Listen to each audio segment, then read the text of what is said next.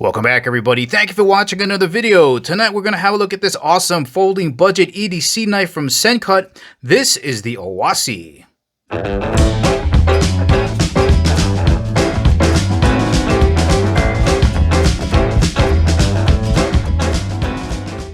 And as always, guys, if at the ending of the video you want to purchase this awesome knife from Sencut and help support the channel, make sure you check out the link in the description below because we do get a commission if you purchase this knife. And of course, before getting started, just want to thank the good folks out at Sencut for sending me this knife to review. Let's get started. Let's begin with some quick size references just so you get a better idea for the overall size of this knife. Here it is next to a large permanent marker. And here's a quick look at them side by side so you can compare the diameter of the pen to the knife. And let's run a ruler in here so we can get a rough overall measurement here with the blade closed. So it looks like we got 4 inches right here and 3/4. So about 4 3/4 inches overall length with the blade closed. And now with the blade open. And back to vertical. And let's take a rough measurement here with the blade open. So we got 8 inches and 1/4 here. So just about 8 1/4 inches overall length. Let's have a look at the top of the knife here, just so you get a better idea for the overall thickness of this knife. So here's a pair of chopsticks. This is the thicker side, and it's going to be just about the same thickness as that, including the scales. And let's see what we can come up with here, running across the ruler, measuring the scales. Looks like we got about 7/16 of an inch thick. Let's have a look at the thickness of the blade over in the thumb ramp area where it's the thickest. And we're going to see it's just a little bit thicker than a US nickel. Let's run the ruler across the thumb ramp area and see what we come up with. Looks like we got just about 1/8 of an inch thick. Now I would consider this a mid-size folder. Let's get this on the scale so you know how much weight you're going to be carrying around. Coming in at just about 4 ounces.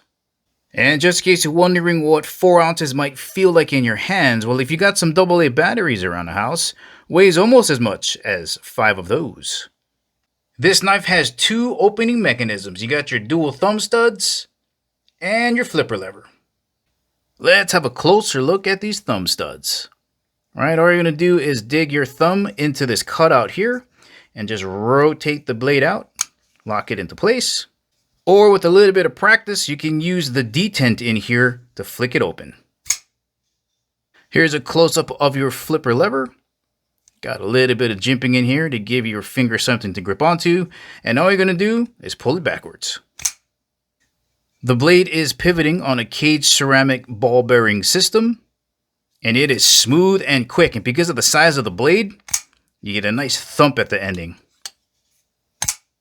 Your locking mechanism is a liner lock. So if you follow the liner around right here, as the blade is swinging open, you're going to notice that there's an arm right down here that's going to swing over and lock into the base of the blade. To disengage the arm, you just move it on the side, close up the blade. Let's have a look up front at this absolutely gorgeous blade, starting off over in the thumb wrap area. Right here is a closer look at your jimping. I'm going to turn that sideways so you can see how high the peaks are there.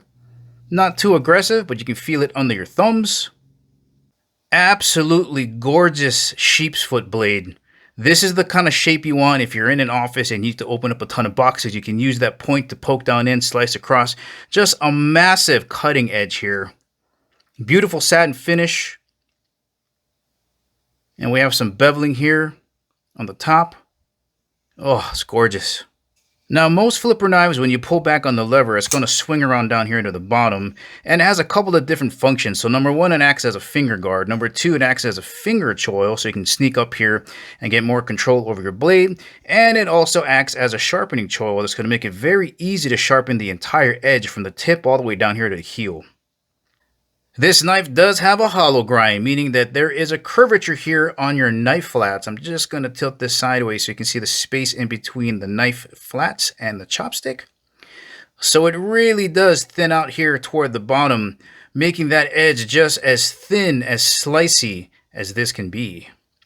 Steel type being used up front is an incredibly popular and budget-friendly one. We got 9CR18 MOV. It is a high carbon stainless steel, so it's going to have really good toughness. 18% chromium is going to give you really good corrosion resistance, and it is easy to maintain and sharpen. And with this hollow grind, as we're going to see in just a second, takes a nice fine edge. Dropping down inside of the knife, we can see that we have full stainless liners that have been skeletonized to save on weight. Gonna bring you guys in real close here so you can see the texturing of these G10 scales. Not very aggressive at all, but still quite grippy. Here's a closer look at the milling. Nicely done. Now, as far as grip dynamics goes, this is a pretty neutral grip. Just a slight arch here, minimal curve here. You have a single finger choil up front, so just your standard 1 in the front, 4 in the back. Mid-size. Well balanced, right? You have a heavy blade, but these full liners. So it's a very balanced feel in the hand. This is one of my favorite color combinations that all knife companies have, right? They always have black G10 and stainless hardware. We got standoffs in the back here for the nice, clean, open look. And they've drilled a couple of holes here in the back for a lanyard if you want to do that. Here is a closer look at your pocket clip that is reversible to the other side. And there is your profile look there. Here's a quick look at what this knife is going to look like when you jam it down in your pocket. This thing should absolutely disappear. So deep carry. Alright guys, let's check out this factory edge. Gonna do some nice slow cutting. Oh man, so smooth. It's nice and sharp, guys. Alright, let's try it on some paracord. So easy. And let's cut some cardboard.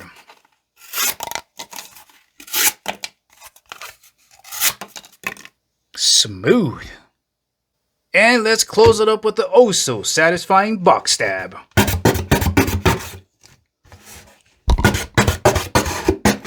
Oh, so good. Once again, guys, this has been the Awassi from Sencut. Incredibly comfortable and well balanced in the hand. Absolutely functional and gorgeous sheep's foot blade. Oh god, that's intimidating. If you're looking for a great mid-size EDC knife, this could be a good option for you. Well, alright guys, this is the ending of the video. Remember, if you want to purchase this awesome knife from Sencut, make sure to check out the link in the description below. Thank you for watching, and I'll catch you in the next video.